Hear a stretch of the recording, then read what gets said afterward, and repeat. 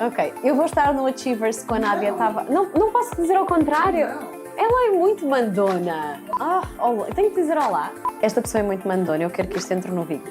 Eu sou a Cassiana Tavares, sou psicóloga e consultora do trabalho e vou estar no Achievers a conversar com a Nádia. Fiquem aí para assistir.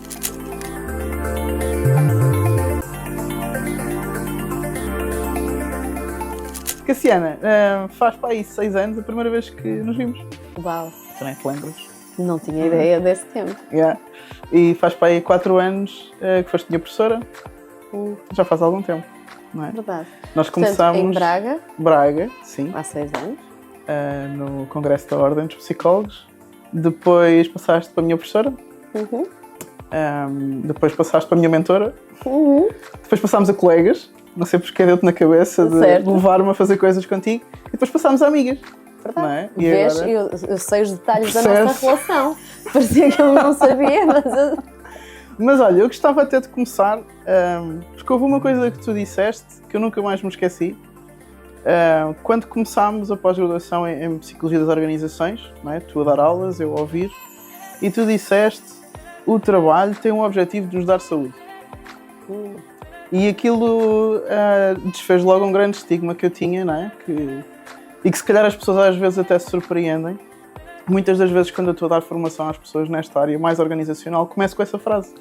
E pergunto... Eu não estou a receber direitos de autor! Eu depois dou-te 1 cêntimo por dia ao longo de... Okay. Mas pergunto às pessoas o que é que elas acham desta frase. O trabalho tem um objetivo de nos dar saúde. E realmente há pessoas que dizem, é possível, há pessoas que dizem, não, nem pensar, porque não é isso que eu sinto, não é? Uhum. Porquê é que tu achas que esta frase, sendo verdadeira, porque a verdade é que o trabalho nos dá realização pessoal, dá-nos uma rotina, não é? Dá-nos um sentido de utilidade no mundo e sustento também, não é? Porquê é que tu achas que as pessoas têm dificuldade em acreditar nesta frase? Começamos com as perguntas difíceis. Tem muito a ver com...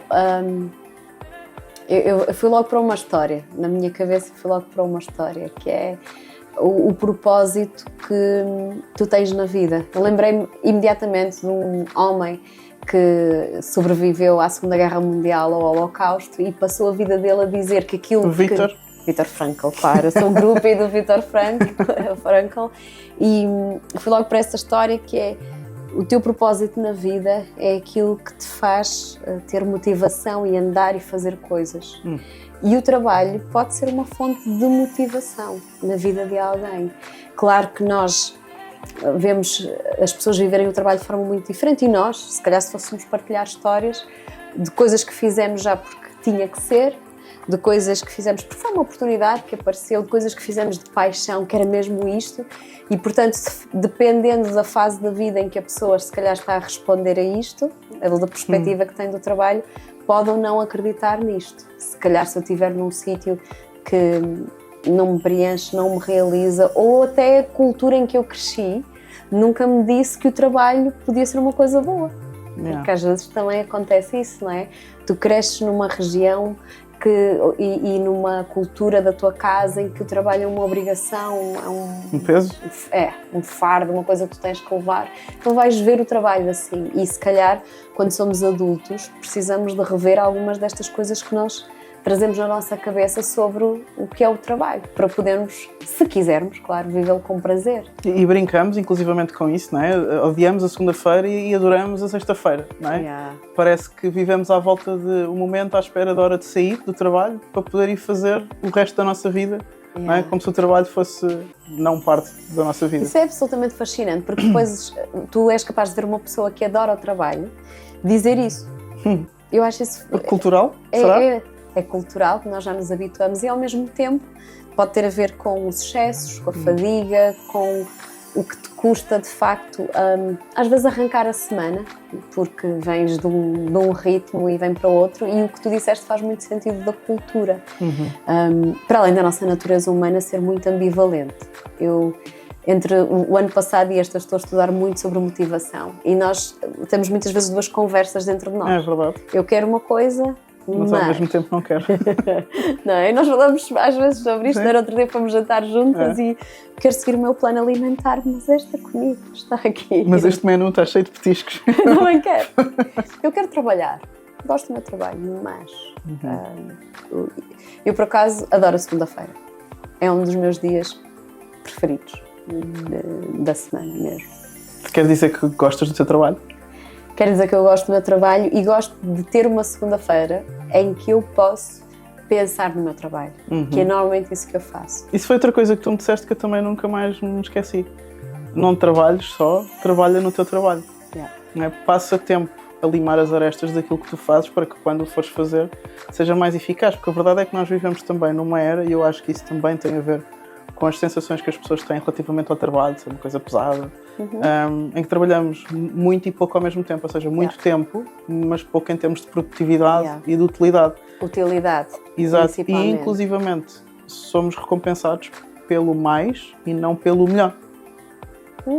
Tantas coisas juntas. É. Agora eu senti-me assim como aqueles gatos que estão a brincar e os brinquedos vão e agora qual é que eu agarro? Porque tu disseste aí uma série de coisas seguidas que me interessaram e se calhar vou começar pela questão da utilidade. Porque há não vou saber dizer o nome agora, mas sei o título do livro, que se chama Bullshit Jobs.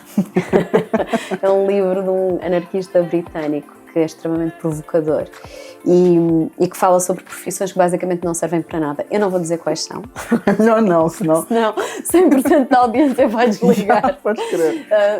Nós também provavelmente poderíamos estar lá quando fomos o papel de consultoras.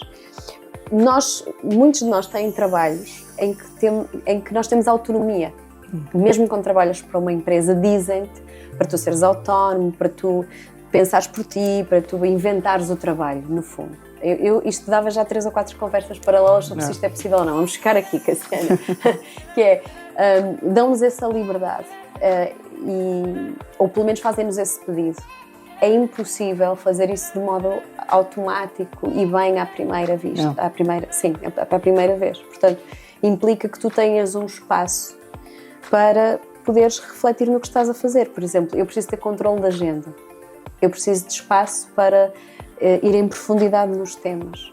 Então faço isso à terça-feira, tento estudar. Claro que é super difícil, porque depois tem a mesma pressão que toda a gente sente das coisas imprevistas, dos problemas que têm que ser resolvidos agora, de uma coisa que te esqueceste e cai na tua agenda e depois vais entrar em reunião e agora de onde é que isto veio? Mas de facto, as agendas são ideais, são âncoras. Eu gosto muito de ver a agenda como âncora, não é? E são estratégias, não é? Cientificamente comprovadas como que resultam numa questão de gestão de tempo e de produtividade, não é? Então, se eu me perder, eu tenho um guião. A agenda pode ser isso, não é? Eu começo a ficar eufórica com este ou com aquele tema, ou começam-me a tirar muitas bolas e eu tenho que... qual era o meu foco? Se calhar tenho que voltar ali. Portanto, realmente, o tempo para trabalhar sobre o trabalho importa. E mesmo nos trabalhos mais operacionais, quando nós vamos fazer a investigação e começamos a conversar com as pessoas, toda a gente pensa sobre o seu trabalho. Toda a gente toma decisões, mesmo uma linha de montagem, de fazer determinadas coisas que até não estão escritas em lugar nenhum, porque sabe que assim funciona melhor. Porque nós aprendemos quando estamos a trabalhar. E não será, agora estavas a falar sobre isso, porque eu acho que o ser humano automaticamente encontra formas de se facilitar as suas tarefas diárias, não é? Mesmo. Seja por questões psicológicas ou até mais biológicas, não é? Da criação de hábitos automática para nos facilitar coisas que fazemos todos os dias, mas depois ao mesmo tempo, que é contraproducente ou ambivalente, como tu dizias, parece que gostamos de esticar o trabalho ao máximo para mostrar que estamos a fazer. Nós até, tu estavas agora a dizer isso das coisas imprevistas que acontecem, se realmente nós não podemos controlar tudo, não é? Dependente da área, há coisas que nós temos mais ou menos controle sobre tudo o que é o nosso trabalho. Mas há realmente uma porção do nosso trabalho que nós queremos controlar. Mas eu muitas vezes sinto que até dentro do que podemos controlar, muita gente romantiza aquele estado de eu sei lá o que é que vai acontecer amanhã, vou estar a pensar no que é que vai acontecer na sexta-feira, vou estar a planear a minha semana, eu sei lá, estou sempre a acontecer coisas. E depois parece que romantizam esta busyness, não é? Estou sempre muito ocupada, estou sempre a acontecer muitas coisas, eu nunca sei o que é que pode acontecer. Quase que é uma desculpa inconsciente para não me organizar. E não até reduzir o meu tempo de trabalho para ser mais útil e eficaz em menos horas, não é? Eu lembrei-me de um estudo quando estava à procura de dados sobre multitarefas ou multitasking. Eu só queria encontrar coisas a falar contra, obviamente, não é? Vamos lá fazer aqui uma revisão da literatura, mas muito enviesada, porque eu queria provar o meu ponto de vista. E encontrei um estudo que me desafiou com muitos dados, eram milhares, era uma revisão sistemática, portanto era um número muito grande de pessoas que estavam ali representadas, e a sensação de controle das pessoas quando fazem multitasking era maior. Não é que tu estivesse a trabalhar bem, mas tu sentes-te em controle. Parece que tens tudo aqui, és um não é? polvo. Estás a tirar bolas ao ar, a cuspir fogo, a fazer piruetas, a passar dentro de arcos, é isso, a domar leões. Tudo. Na verdade, é uma sensação de controle que nos traz. Falsa sensação de controle. Sim, e que é dramático quando de repente as coisas te escapam e tu percebes, afinal não está assim tão bem. E pode acontecer por realmente bateres com a cabeça na parede e fazeres asneiras. Eu lembro-me de uma fase entre o nascimento dos meus filhos que me aconteceu mais do que uma vez chegar à sala de espera e ter, numa altura em que ainda era eu muito que se geria a minha agenda, ver duas pessoas à mesma hora. E quando tu fazes asneiras e entras em rota de colisão, e isso apanha-nos em qualquer altura da vida, ou quando tu tens os tais momentos, no meu caso de segunda-feira, ou quando saímos, por exemplo, uma coisa que eu e o meu marido fazemos muitas vezes, ou tentamos ao longo do ano, é tirar tempo em que saímos para pensar os dois no que é que estamos a fazer da nossa vida e do nosso trabalho, porque trabalhamos juntos também. Esse afastamento e crítica importa, que é uma coisa, e tu há pouco estavas a dizer de romantizar, nós habituamos a trabalhar de uma maneira, em qualquer nível. Não interessa se és CEO, não interessa se és um consultor, se és um motorista, se és a pessoa da linha de montagem. Nós funcionamos automaticamente. Mal era se não fosse assim, porque tínhamos de estar sempre a pensar, o que é que eu vou fazer agora? O que era mesmo? Nem conseguíamos conversar as duas. Sim. Nossa cabeça funciona, não é? Num registro automático. Portanto, significa que esses hábitos são extremamente protetores. Como tu dizes, nós até vamos aprender, nós chamamos isto de saberes fazer de prudência. Começas a arranjar maneiras de defender. Se eu vejo que na minha agenda vou ter um perfil de cliente que precisa de X coisa, que é ok, vou-me preparar. Tu vais desenvolvendo a maneira de trabalhar para estares protegido, para andares mais depressa, ou o que quer que seja o que tu queres na tua atividade, em qualquer área. Mas isto significa que se nós não formos críticos com o que estamos a fazer de quando em vez, podemos ficar muito... De forma intencional, não é? Porque às vezes esperamos acontecer um desastre para sermos críticos. Sim. Não é? Só quando está tudo a correr mal é que dizemos agora vamos pensar sobre isto. Quando ficas muito cansado, quando começas a ter maus resultados, quando a tua equipa começa a reclamar contigo, quando o médico te faz um cartão vermelho e te diz atenção, amiga, isto não está bem. Essa intencionalidade ajuda-nos a trazer as coisas para o lugar e a Eu ia trabalhar. muito para essa palavra, a intenção, não é? Não só o momento de alerta vermelho, não é? Agora tenho que reformular tudo, não é? Parece que estamos sempre a mudar de caminhos porque chegamos a encruzilhadas a becos sem saída, mas se nós formos fazer isso intencionalmente e todos os dias ou todas as semanas formos planeando aquilo que nós queremos fazer e ter a intenção sobre o que queremos fazer, se calhar não chegamos tanto a esses alertas vermelhos e a estas pandemias de burnout e de fadigas que existem hoje em dia. E o burnout não é só uma coisa física, não é só de número de horas de trabalho. Não, podemos chegar lá de muitas maneiras diferentes. Cada pessoa tem uma história. Cada pessoa, eu estou sentada no sítio em que as pessoas que vêm à minha consulta, que vêm ter uma sessão de coaching, se sentam, não é? Eu sento-me na cadeira em que tu estás. Hoje fazia sentido eu estar aqui deste lado. Estou muito contente, muito confortável, gosto disto. Já que pagaste o sofá, de vez em quando podes usá-lo, não é? Mas as histórias são muito diferentes de como é que tu chegaste aqui.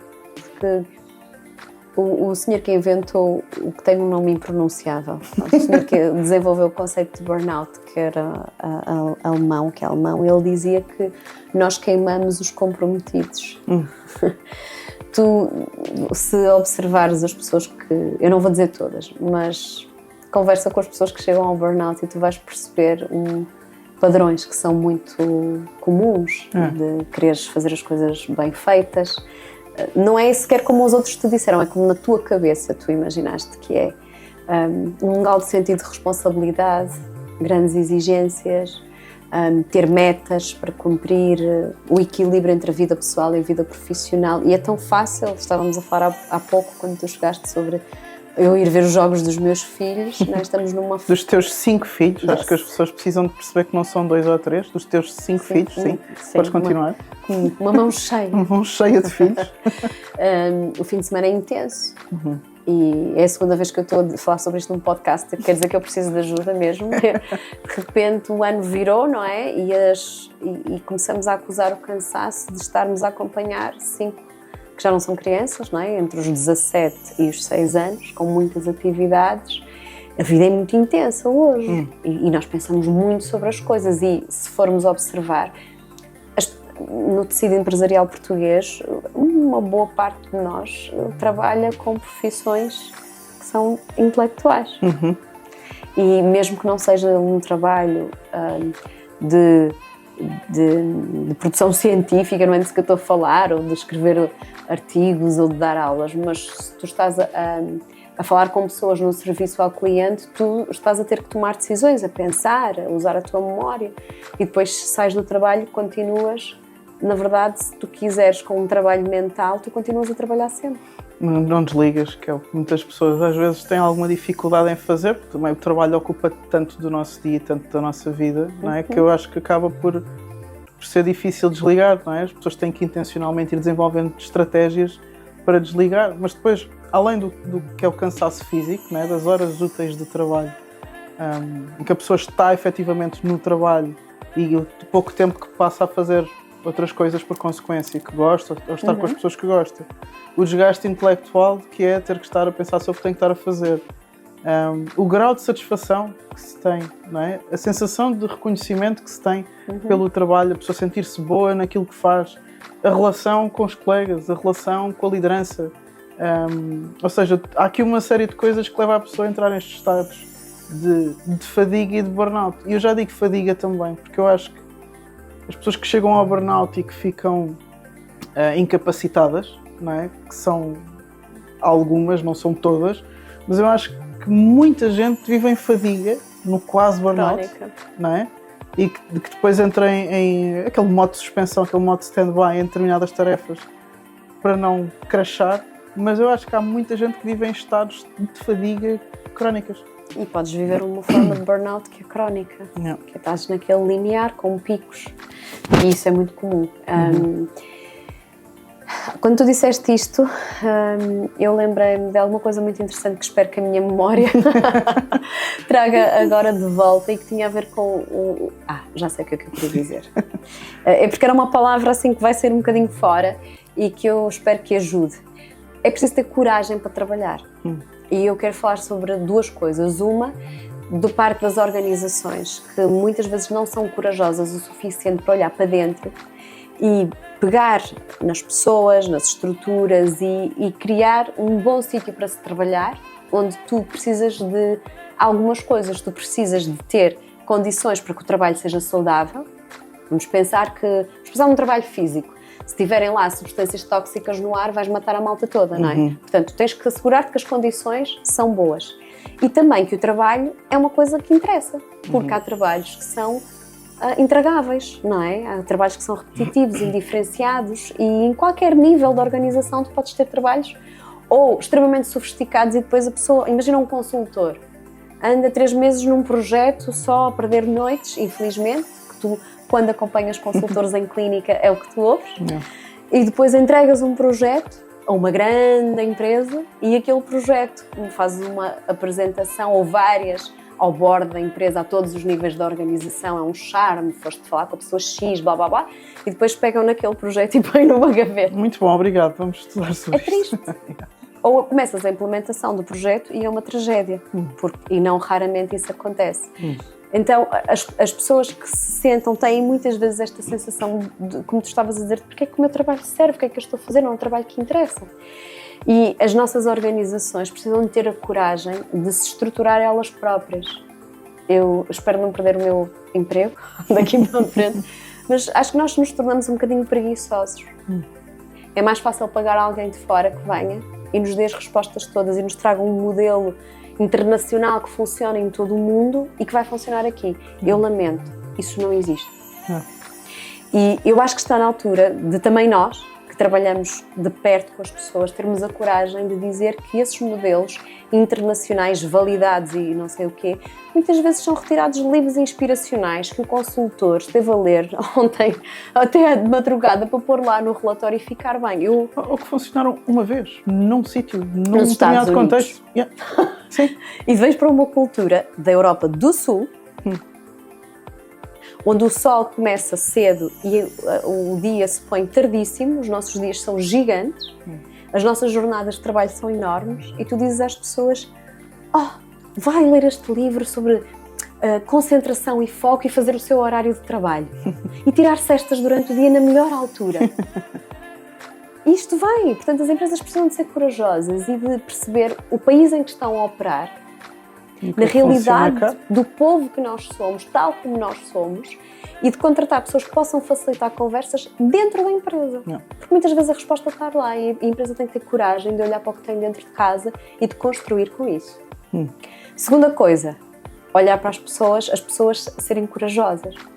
Se tu estás num sítio onde tu não queres estar, em vez de te tornares aquela pessoa que ocupa espaço e oxigênio e ainda amargura a vida dos outros e do teu chefe, isso não te está a fazer mal só aos outros, nem estás a marcar pontos, está a fazer mal a ti.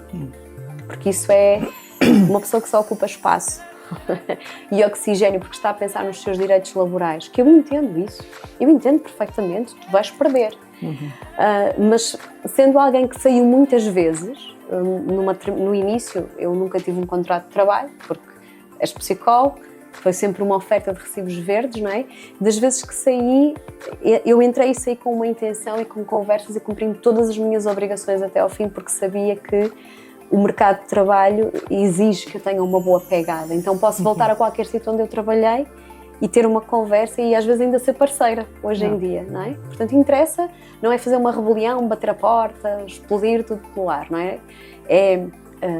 É ter a coragem de dizer: olha, foi bom estar aqui até este momento para crescer, ou para aprender, ou não está a dar e está na altura de ir para o próximo passo, não ficarmos cristalizados. Eu estava-te a ouvir e estava a pensar, nós como seres humanos focamos muito em receber, mas somos mais felizes e realizados quando sentimos que estamos a conseguir dar e que aquilo que damos é útil e tem um impacto positivo no nosso contexto e nas pessoas.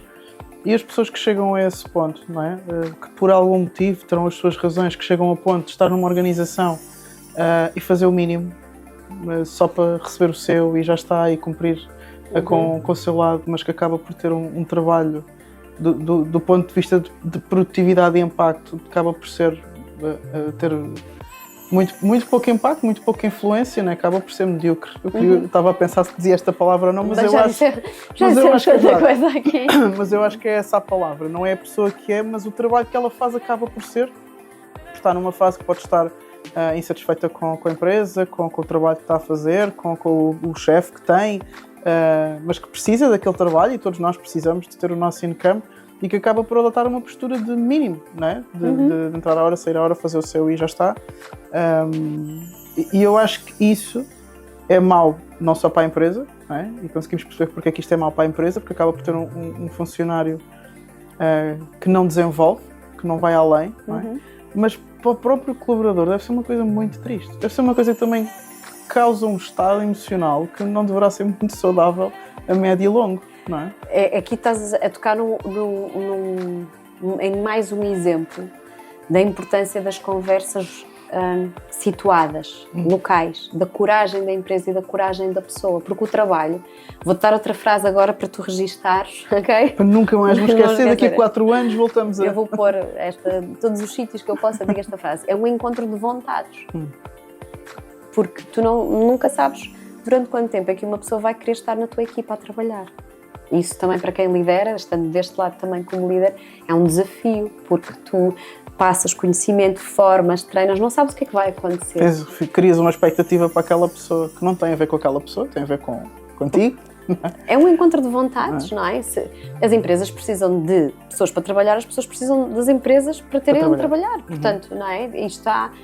Há mais saúde em nós termos as empresas e as pessoas, ou os patrões e as pessoas alinhados, do que termos lutas de classes. Esse é um dos motivos pelos quais, não tendo eu nenhuma afiliação política, me identifico mais com a conversa entre todas as partes de uma sociedade, porque se pensarmos no corpo humano, não tens os pés a lutarem com a cabeça, se tiveres estás mal, não te safas, tens que ter uma organização no teu corpo.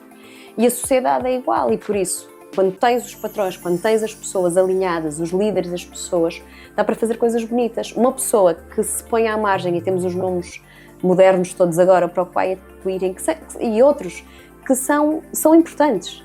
Há uma mensagem aqui que tem que ser considerada. Porque é que a pessoa está a fazer isto? Há uma mensagem para a empresa e para a própria pessoa. Eu acho que é um caminho em que tu podes perder propósito e significado, e podes começar a ficar zangado, e eventualmente é um caminho para o burnout. Mas vamos pensar no caso da pessoa, vamos pensar na Cassiana. Eu tenho 41 anos, vamos pensar que nesta fase da minha vida aquilo que eu precisava era de entrar e sair a horas para poder ir buscar os meus filhos e ter objetivos acessíveis para a minha realidade. E eu converso, e existe na minha empresa esta abertura para negociar objetivos, e que naquela mão cheia de objetivos, já que eu tenho 5 filhos, tenho 5 objetivos semanais, vamos pensar, eu os faço bem, impecavelmente. Mas não podes contar comigo para liderar, não podes contar comigo para ir além, mas eu aquilo seguro. Compro, não é? Eu, por exemplo, eu não quero arrancar esta unha. Porquê que eu vou arrancar esta unha? Ela faz-me falta, deixa estar, não é? A Cassiana vai ser uma unha. Mas pode ser que a Cassiana quer, apesar de ter os 5 filhos, e quer continuar a crescer. Eu quero liderar uma equipa. Então a Cassiana pode ser uma cabeça. Está bem. Por isso é que é tão importante a coragem mútua de quem lidera. Tu achas que este desfazamento, eu acho que é o conselho mais fácil e difícil que o psicólogo consultor pode dar é: fala com ela. E o mais difícil de aceitar, é muito difícil. Porque eu pergunto-me porquê. Apesar de eu perceber que às vezes pode haver resistência a uma conversa, as pessoas têm um grande desconforto com o confronto, com a assertividade, com o dizer o que sentem, com o ouvir o que o outro sente, pode não ir de acordo com as suas expectativas. Portanto, existe um grande desconforto em ter conversas assertivas e diretas. Muito. Mas estas conversas salvam vidas, não é? Mesmo. Porque às vezes, estavas a falar desse caso, o colaborador tem determinadas expectativas e o líder pensa que ele é só a unha, não é? Como estavas a dizer. Uma cabeça. E às vezes ao contrário, o líder tem grandes expectativas de que ele venha a liderar e a ser o meu próximo, e ele está só a ver aquilo como uma fase da vida em que está a aprender ali sobre uma coisa, mas está a pensar que aquilo é um degrau para outra coisa qualquer. E às vezes estas conversas, não é? Até num dos meios em que eu também trabalho muito, no desporto, o treinador e o atleta terem conversas mais abertas sobre as expectativas que têm um do outro, não é? E às vezes existe desmotivação, às vezes existe frustração, às vezes existe uma falta de reconhecimento só porque não há uma conversa. E quando há conversa as pessoas dizem: afinal era isso. Ok, então pronto, está tudo bem. E parece que uma conversa resolve. Agora, porque é que, sendo um conselho tão fácil, é tão difícil de o realizar dentro das organizações? Eu acho que para esta conversa vou trazer só 2 coisas. Uma que é uma palavra trendy, à qual eu resisto imenso, mas que me vai ser muito útil agora, que é a vulnerabilidade. Eu estava a pensar nessa palavra, que vieste aqui. Estava a pensar nessa palavra. Estava a pensar na quase 19 anos, isto aqui eu já vejo, eu já posso entrar no Criminal Minds. Meu Deus. Realizar uma fantasia. Estava a pensar na Brené Brown agora, na vulnerabilidade, nas relações, no sucesso. Ela relaciona estas 3 coisas, não é? A vulnerabilidade, as relações e o sucesso, não é?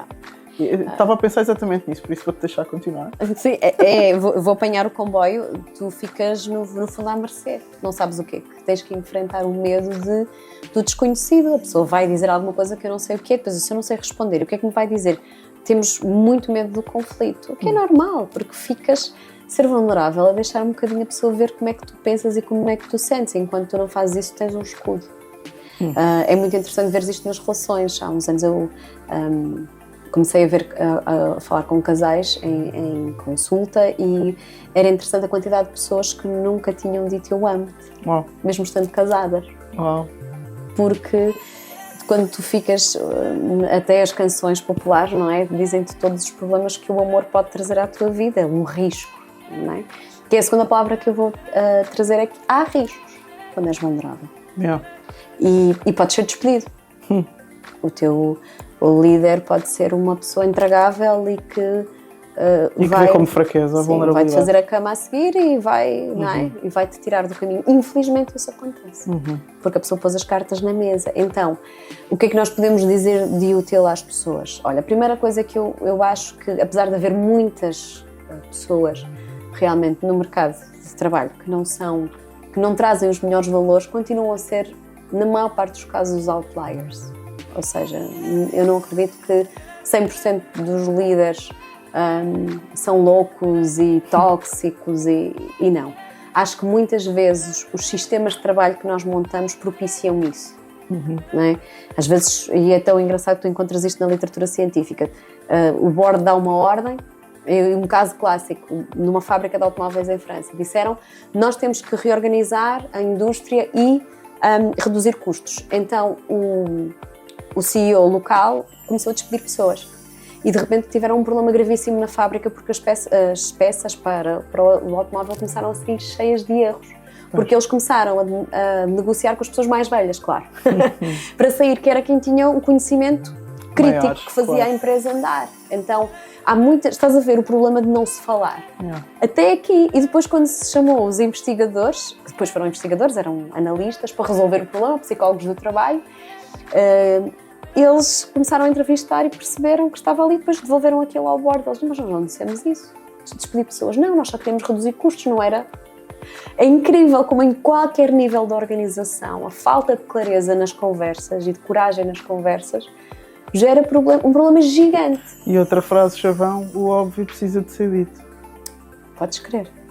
Muitas vezes nós assumimos que as pessoas sabem o que é que estamos a pensar e o que é que queremos dizer com o que estamos a dizer, e nós já estamos a dizer uma coisa, a pensar uma coisa, e aquilo que é dito está a fazer a pessoa pensar noutra coisa que não é completamente diferente daquilo que eu estava a pensar. É verdade. E uma das coisas que estou a fazer este ano é treinar profissionais de saúde na forma como falam com os seus pacientes. E não é o meu método, não é uma coisa que eu acordei aos meus 20 anos de carreira, não. Tem a ver com agarrar nos modelos que estão estudados, publicados, praticar ao longo destes anos, praticar na nossa clínica, trazê-los cá para fora. E é tão engraçado que quando de repente as pessoas começam a ver-se falar de uma determinada maneira, a ouvir-se, se veem gravadas e começam a perceber: ok, realmente isto, o que eu diria para a pessoa, ela vai para outro mundo, porque há degraus e é preciso dar significado. Tu dizes uma palavra, para mim ela significa uma coisa, para ti é outra. Principalmente para as pessoas que são mais lógicas. Então não é óbvio. Mas se fosse óbvio, nós não estávamos na salganhada em que nós estamos, não é? Psicólogos do trabalho estão a ser chamados como bombeiros ou estão a ter espaço para limar todas estas arestas que estavas a falar dentro das organizações, esta coragem que tu dizes que as organizações têm que ter de olhar para dentro de si? A ajuda de um psicólogo do trabalho acho que é essencial, mas estaremos ainda na era do precisamos do psicólogo do trabalho para apagar este fogo e depois quando se fala, lá está, da coragem e de olhar a médio prazo para a mudança comportamental de uma empresa, já estamos a conseguir entrar aí ou ainda não? Vou-te dizer duas coisas que eu acho que vou fazer. Sempre duas coisas. Digo sempre duas coisas. Mas é uma evolução, porque de antes eu dizia sempre 3. Ok, agora estás a conseguir ser mais produtiva. É isso mesmo, menos em mais. Cassiana, diz só duas coisas. O meu marido diz-me que às vezes eu abro muitas caixas, que é um problema quando tu fazes investigação, dás aulas, depois queres ser prática e trazer exemplos. E tens... a minha cabeça, se fosse vista agora, eu estou a tantas coisas, tipo os gatos a brincar com as bolas, estás a ver? Menos, Cassiana. Então vamos só dizer duas coisas. Mas isto tem a ver com as duas coisas que eu estou a fazer assim mais com as organizações este ano, que eu estou disponível. para falar e ensinar, e muitas vezes isto acontece numa ação interna, o que for, que permite, eu vou lá com o meu evangelho e levo, e a outra coisa é ensinar, literalmente. Porquê? Porque os pedidos que eu recebo muitas vezes são de ir fazer avaliação dos riscos psicossociais. Eu não faço isso. Porque isso é como dizerem ao médico, olha, faça um raio-x. E já está. Faz o raio-x e eu saio com o raio-x na mão e venho para casa. Olha aqui, esta vértebra. E então, o facto de nós termos legalmente até um requisito, por isso é que as leis têm que ser inteligentes. E quando as leis são feitas sempre de fora para dentro, do teórico, não é? Para o concreto, de cima para baixo, estou a dar todas as imagens daquilo que nós fazemos, a todos os níveis, ao nível governamental, se nos estão a ouvir, é tudo de cima para baixo, das universidades, do teórico, não é? E nas organizações, daquilo que, ok, o que é standard, e vamos pôr esta régua e fazer assim. Portanto, vamos fazer riscos psicossociais. Eu não faço, porque pode até ser uma forma de fazer mal às pessoas. Eu estava a pensar exatamente nisso, porque nós sabemos que preencher uma avaliação psicológica já causa reações emocionais às pessoas. É uma intervenção. Avaliar é uma intervenção, informar é uma intervenção. Por exemplo, se tu vais a uma organização só debitar informação sobre o que te faz bem ou o que te faz mal, ou vais a uma escola debitar informação... Mas depois não dás as condições... E até pode ter um efeito contraproducente. Exatamente. Eu lembro-me, tu continuas a ir às escolas, a ter pessoas a debitarem informação sobre tudo e mais alguma coisa aos miúdos. Quando nós sabemos, eu estava na faculdade há mais de 20 anos, não é? que eu entrei em 2000 na Faculdade de Psicologia e Ciências da Educação da Universidade do Porto, e já os professores nos explicavam, porque trabalhavam com o Observatório das Drogas em Portugal, que dar informação por si só aos miúdos é lesivo. E este ano que passou, em 2023, é um estudo que volta a dizer o mesmo. Tu dás a informação e dizes, porque é que, por exemplo, quando há um suicídio numa escola, tu tens que intervir ou deverias intervir no sentido de dar significado e estancar, porque nós somos imitadores, nós somos copycat. Então tu levas os temas assim ad hoc, de qualquer maneira, para as empresas e há pouco falávamos sobre isso. Tens que fazer o ginásio, a yoga, eu sei lá. E depois vais perguntar às empresas quem vai. E tens os CEOs, os diretores de RH, ou da felicidade, ou de alguma coisa, preocupados que as pessoas não estão a ir. Se as pessoas não estão a ir, isto está uma resposta dada, não tem utilidade. O que tem utilidade é teres um bom trabalho. Eu acho que isso são complementos de algo que ainda não existe, se calhar. E se existir este tal trabalho que algumas empresas estarão a fazer, mais a médio prazo, esta coragem de olhar para dentro, de reformular, de reestruturar, de ouvir, de se autocriticar. E depois podemos complementar com essas coisas, com o tal, pagar o ginásio e etc. É um plus. Está aqui, podes beneficiar disto. Nós damos isto, é um complemento, faz parte do teu salário. Não é? Tens mais 200 ou 300 euros por mês de benefícios. Adoro. Continuem a fazer. Mas um dos motivos às vezes as pessoas até não quererem ir, e eu ouço isto muitas vezes, ao psicólogo do trabalho, é porque se vais ao psicólogo num espaço onde até te podes estar a sentir aborrecido e com fadiga, e como é que tu vais falar nesse espaço? Tu queres um corte. Poderá ser um começo, não é? Às vezes tu queres um corte mesmo, de quero-me afastar, quero ir falar com alguém que não faz parte deste mundo, não é? Sim. Então a coisa é muito complexa e lá está, não há fórmulas mágicas. Eu também queria, não é? Dizer assim, este é... Vendemos por 1 milhão, Opa! Não, o que se pode vender de facto, que aí eu acho que a psicologia do trabalho traz de diferente às organizações, é que não te oferece um guru que estudou 20 anos e agora vai-te dizer exatamente como é que tu fazes.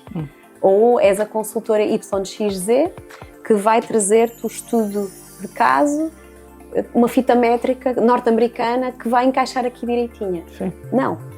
Eu acho que o que a psicologia do trabalho pode, de facto, trazer é ajudar a organização e as pessoas a conversarem e a construírem um ecossistema saudável, onde se trabalha bem, com objetivos, porque um trabalho aborrecido mata, É como fala-se de competências em mosaico. Estás a ver os mosaicos ou os azulejos numa parede, é tudo igual. Um trabalho que me desafia isso vai matar a pessoa e, ao mesmo tempo, que também não é tirar e pôr todos os dias e refazer, que ninguém aguenta os níveis de pressão que muitas vezes se põem. Esta conversa entre saúde e trabalho é uma coisa que a psicologia do trabalho pode realmente trazer para o mercado de trabalho português e com urgência. É o que as grandes empresas, as que estão mais à frente, já estão a perceber, é que as empresas são pessoas e nós temos que nos focar nas pessoas para podermos fazer as empresas funcionar, em vez de nos focarmos na empresa e por acaso as pessoas são adereços que andam ali, não é? Para puxar para o meu objetivo final ou para o objetivo final da empresa. Então focar primeiro nas pessoas, não é? Para isso é que está aqui também o psicólogo das organizações, não é? É isso. Cristiano, obrigada! Foi fixe, obrigado. E espero que tenhas gostado da minha cadeira. Adorei, vou levá-la comigo, posso? Isso não. Até breve.